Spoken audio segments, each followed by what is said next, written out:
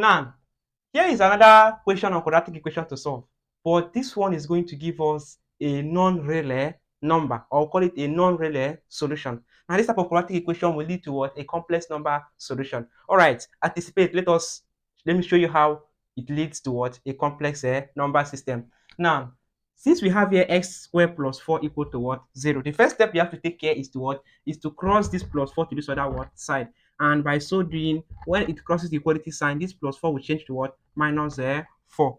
Now, what do you do to find your what? X. Don't forget, this is a quadratic equation, and you have to what? To find the x. Now, what do? You are going to be what? Putting square root on both side, so that you can what?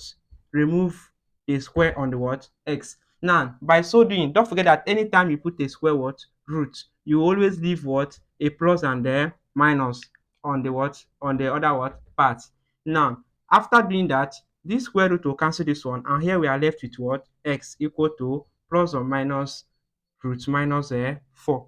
Now, square root cannot what? A negative number does not what? Work with a square what? Root. And when you do this, or when you press on your calculator, you're going to be having math error. Now, how do we analyze this? Don't forget that in complex number system, we have that root minus 1 is equal to I. We call this I the what? The imaginary what? Part. The imaginary what? Part. Or the I simply means the what? The iota. Now, how are we going to be drafting out root minus 1 from this what? Root minus 4. Don't forget that minus 4 can be what? Can be simplified as what? Minus 1 times 4.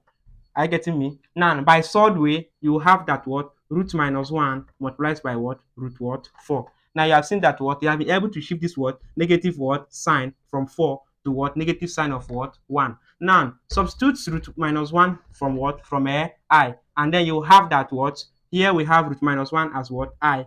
And then root 4 is what? 2.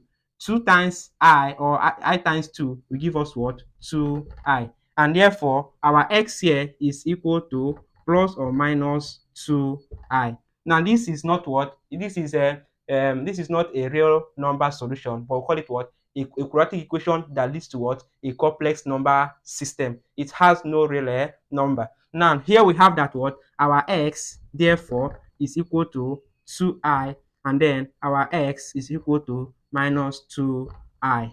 This is our answer. I hope you enjoyed this tutorial. Don't forget to like, comment, and share this video. Bye bye.